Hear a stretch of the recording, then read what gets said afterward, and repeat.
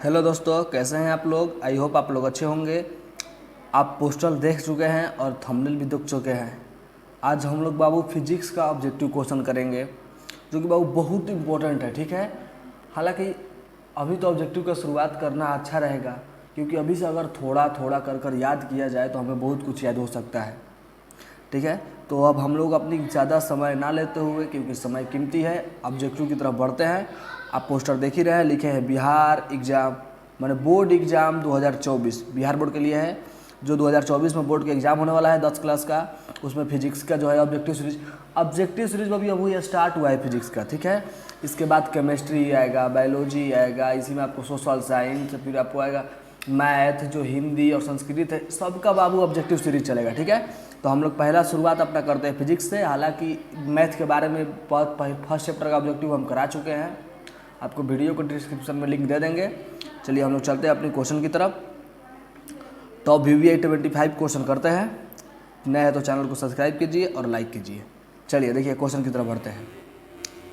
अब देखिए, ये भी एक हमारा पोस्टर है, देख सकते हैं, लेबोरियस क्लासेस 2.0। इस चैनल को बहुत ज़्यादा शेयर कीजिए। आज चैप्टर 1 का क्या है हमारा, ये देखिए लिखा हुआ है फिजिक्स चैप्टर 1 ऑब्जेक्टिव सीरीज। ठीक है, पहले का क्वेश्चन देखिए आपके सामने आ चुका है। पहला क्वेश्चन कह रहा है प्रकाश की किरण गमन करती है। कह रहा है कि प्रकाश की किरण गमन करती है, तो बाबू प्रकाश की किरण किस प्रकार गमन करती है। टेढ़ा मेढ़ा गमन करता है, किसी भी दिशा में। आप कभी भी जानते हैं, अगर ये सन है, अगर यहाँ से प्रकाश निकलेगा तो एकदम सीधे आता है, अगर किसी वस्तु पर टकराता है तब जाके इधर उधर मुड़ता है। तो प्रकाश की किरण कहाँ से गमन करती है छोटू, सीधी रेखा में। ए इज द आपका करेक्ट आंसर। चलिए अब हम लोग बढ़ते हैं आगे की तरफ।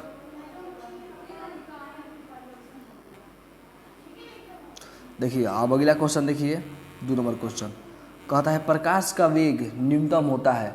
प्रकाश का वेग न्यूनतम, अब बताइए हवा में प्रकाश, निर्वात में या वायु में प्रकाश की चल कितना होता है छोटू, सबसे अधिक। तो निर्वात तो ऐसे ही नहीं होगा और वायु तो ऐसे ही नहीं होगा।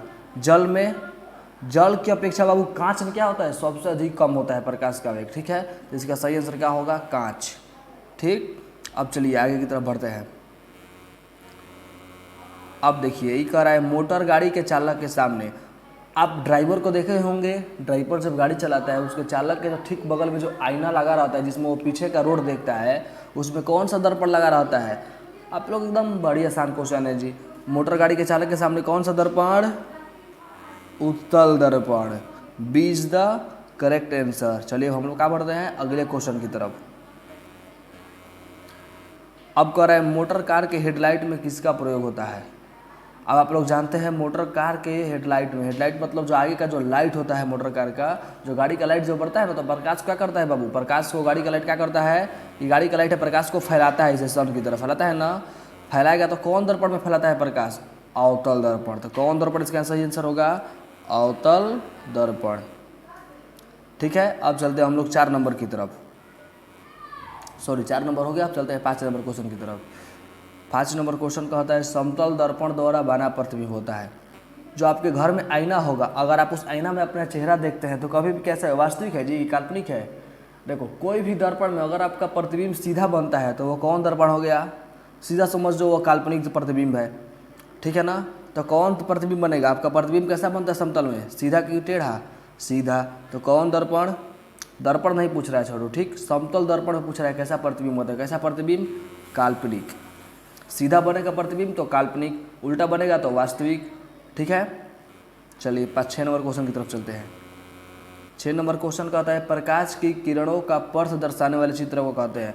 अच्छा ये बताओ, आप लोग पढ़े हो ना, दर्पण है, मुख्य अक्ष है, यहाँ पर वस्तु रख दी है, यहाँ पर किरण जा रहा है, इसे गुजर रहा है किरण।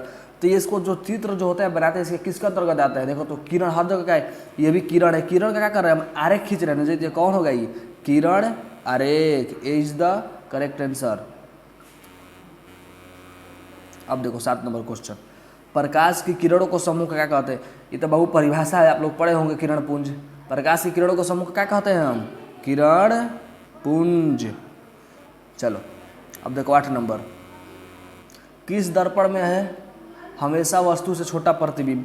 अब बताओ गाड़ी के चालक के सामने जो बाबू शीशा लगा रहता है वो कौन दर्पण होता है, उत्तल दर्पण। उसमें देखता है गाड़ी बड़े बड़े दिखाता है जी, कि छोटा छोटा गाड़ी दिखाता है, सब छोटा छोटा गाड़ी करके पूरा एरिया कैप्चर करता है कि नहीं करता है। तो किस दर्पण में छोटा प्रतिबिंब दिखाएगा बताओ। अब उत्तल दर्पण में। किस दर्पण में? उत्तल। उत्तल कहाँ दिख रहा है जी? देखो उत्तल। अब देखो किस दर्पण से वस्तु का बड़ा प्रतिबिंब बनता है। अरे गजब सी बात है। समतल दर्पण में तुम्हारे बराबर बनेगा, उत्तल दर्पण में छोटा बनेगा, तो बच्चा कौन? अवतल है ना। तो अवतल में वस्तु का बड़ा प्रतिबिंब बनता है। कब? जब वस्तु के मुख्य फोकस और ध्रुव के बीच रखते हैं, तब दर्पण के पीछे जो प्रतिबिंब बनता है वस्तु से बड़ा होता है। अब देखो 10 नंबर, प्रकाश के परावर्तन के कितने नियम हैं? अभी नहीं बताओगे तो क्या बताओगे छोटू? कितने नियम हैं? 2। अब देखो साइड मिरर के रूप में बताए ना। साइड मतलब क्या? गाड़ी के बगल में जो शीशा लगा रहता है उसे कौन कहते हैं हम लोग? Side mirror. कौन दर्पण होता है? उत्तल दर्पण। गाड़ी के बगल में कौन? ड्राइवर के बगल में उत्तल दर्पण से कहते हैं साइड मिरर। अब देखो एक अवतल दर्पण की फोकस दूरी 10 सेंटीमीटर हो तो उसकी वक्रता त्रिज्या ज्ञात करें। अवतल दर्पण की बाबू फोकस दूरी तुमको f बराबर कितना दिया है? 10 सेंटीमीटर। निकालना क्या है? r। तो एगो फार्मूला होता है छोटू, f बराबर r/2। पढ़े होगे आप। अब बताओ f कितना दिया है तुमको? 10 बराबर r/2। तो अब बताओ जब 10 दिया है तो 2 को इधर गुणा में ले जाएंगे ना, तो क्या होगा? देखो तो क्या होगा? देखो अगर 2 को इधर गुणा में ले आएंगे हम तो बताओ क्या होगा? 10 गुणे 2, 10 गुणे 2 बराबर में r होगा ना, बराबर r। तो 10 दूना 20। देखो तो इसका क्या होगा? 20 सेंटीमीटर। सीधे देखो हम बहुत तुमको फार्मूला बताते हैं एक, ठीक? समझो फार्मूला। देखो समझो फार्मूला, समझो। होता है f बराबर r/2। सीधा r बराबर होता है 2f। तो तुमको f कितना दिया है? 10 सेंटीमीटर। r पूछ रहा है तो 2 गुणे 10 बराबर 20। देखो तुम्हारा 20 कहीं पर आंसर दिया है इसमें। देखो यहाँ पर यही तुम्हारा क्या है? Correct answer. अब देखो 13 नंबर, काल्पनिक प्रतिबिंब। अभी लगले बताए काल्पनिक प्रतिबिंब उल्टा ना जी? नहीं, काल्पनिक प्रतिबिंब सीधा और वास्तविक प्रतिबिंब उल्टा। तो काल्पनिक कैसा होता है जी? सीधा। ए इज द करेक्ट आंसर। अब देखो दाढ़ी बनाने में, अच्छा जब नाई के दुकान पे हम लोग जाते हैं दाढ़ी या बाल और हेयर वेयर बनवाने, तो वहाँ पर कौन दर्पण लगता है? हमारा मुंह कैसा दिखाई देता है? हल्का बड़ दिखाई देता है ना। तो बड़ प्रतिबिंब कौन बनाता है? समतल। समतल तो बराबर बनाएगा। उत्तल, उत्तल तो छोटा बनाएगा। अवतल, अवतल इज द करेक्ट आंसर, क्योंकि अवतल में हमारा प्रतिबिंब थोड़ा बड़ा दिखाई देता है। अब देखो पूछ रहा है किसी गोलीय दर्पण तथा पर किसी पतले गोलीय लेंस दोनों की फोकस दूरियां -15 सेंटीमीटर है, तब दर्पण का लेंस संभवतः है। दर्पण तथा लेंस कौन होगा? यदि फोकस दूरी यानी f बराबर क्या है? -15। तो हालांकि आपको बता दें अगर जिस दर्पण का फोकस क्या हो जाएगा? निगेटिव, तो वो कौन दर्पण? अवतल। अब देखो दर्पण का लेंस अगर निगेटिव है तो कौन दर्पण? सीधी सी बात है, दर्पण दोनों दर्पण क्या होगा? दर्पण अवतल तथा लेंस उत्तल। नहीं, दोनों अवतल बाबू। इसमें कौन होगा? आप जानते हैं ये आपका चीन परिपट्टी है। ओहो सॉरी, देखो बता रहे हैं, ये आपका चीन परिपट्टी है, ये आपका है कौन दर्पण? अवतल दर्पण। इसका फोकस किधर बनता है? इधर बनता है। इधर कौन होता है? माइनस, इधर प्लस, नीचे माइनस, इधर प्लस और माइनस दोनों होता है। तब बताइए फोकस कैसा है इसका? निगेटिव। तो फोकस से नहीं ना बनता है जी, तो निगेटिव है कि नहीं है? तो कौन दर्पण होगा? अवतल। और लेंस भी अवतल, दोनों अवतल। अब देखो गोलीय दर्पण में फोकसांतर एवं वक्रता त्रिज्या में संबंध। फोकस और वक्रता त्रिज्या में संबंध बताना है। अब पहले ही आपको बताए हैं f बराबर क्या होता है? r/2। तो r बराबर 2f। फॉर्मूला बताया फोकस दूरी बराबर, फोकस दूरी क्या होती है? वक्रता त्रिज्या की आधी होती है। तो अब क्या कहेगा? फोकस अंतर एवं वक्रता त्रिज्या के बीच से कौन? तो f बराबर r/2। देखो दिया है कहीं पर f बराबर r/2, ये ऑप्शन नहीं दिया है तो अपने से बना लो बाबू, थोड़ा सा छूट गया है। बट्टा में 2 इसको कर दो और तुम्हारा क्या हो जाएगा? b is the correct answer. f बराबर r/2। अब देखो बताओ सोलर कुकर में कौन सा दर्पण प्रयोग होता है? तो बाबू सोलर कुकर में कौन दर्पण प्रयोग होता है? तू लोग, हम इसको क्वेश्चन को बाबू तुम लोगों को सुनते हैं, ठीक है, इसको तू लोग बनाएगा। सोलर कुकर में कौन दर्पण प्रयोग होता है? अब देखो 18वां नंबर क्वेश्चन, वह गोलीय दर्पण जो बाहर की तरफ वक्रित हो। अब पूछ रहा है वैसा गोलीय दर्पण बताए जिसकी बाहर की तरह का हो, भाग उठा हो। तो कौन दर्पण जी? एकदम सीधी सी बात है, अवतल दर्पण का भाग जो बाहर की तरफ का होता है वक्रित होता है। अब देखो गोलीय दर्पण के परावर्तक पृष्ठ के केंद्र और दर्पण का कहा जाता है। जो इसका परावर्तक पृष्ठ है, परावर्तक पृष्ठ देखो गोलीय दर्पण है ये, इसका ये जो क्या है, इसका परावर्तक पृष्ठ ही ना है, और इसको जो केंद्र में बिंदु रहते हैं इसे क्या कहते हैं हम लोग? ध्रुव।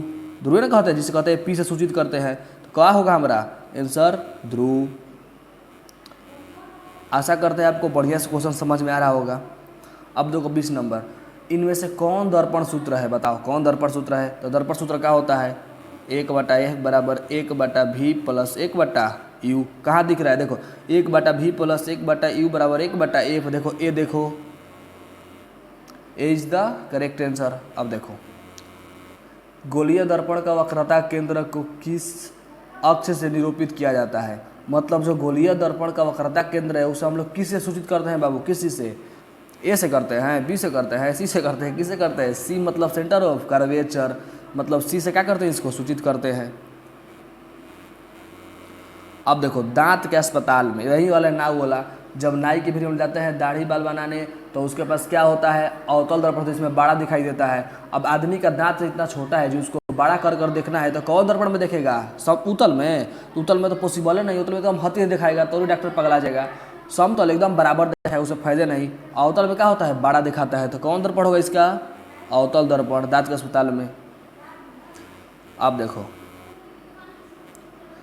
अवतल दर्पण के ध्रुव और मुख्य फोकस के बीच रखे बिंब का प्रतिबिंब कहाँ बनता है?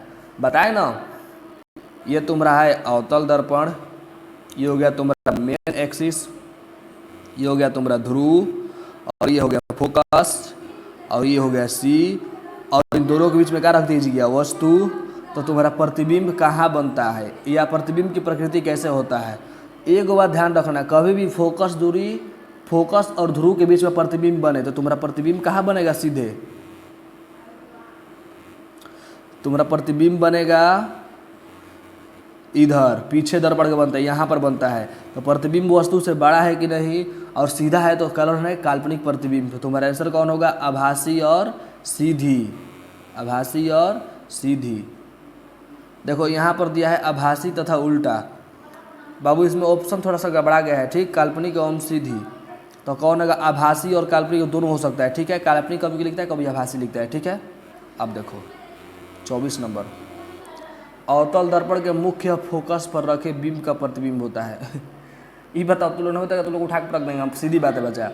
अवतल दर्पण के मुख्य फोकस, ये तुम रहा है अवतल दर्पण, इसका मुख्य फोकस हो गया ये, यहाँ पर कोई वस्तु रखा है तो इसका प्रतिबिंब कहाँ बनेगा जी? एक किरण सीधे तो नीचे आता है, ये वक्रता केंद्र से कहाँ पर? देखो तो अंत कहीं पर, ये तुम्हारा रेखा कहीं पर मिलता हुआ दिख रहा है? नहीं, कहाँ पर जा रहा है? अनंत पर। तो अवतल दर्पण के फोकस पर जो वस्तु रखता है तो प्रतिबिंब कहाँ बनता है? अनंत पर।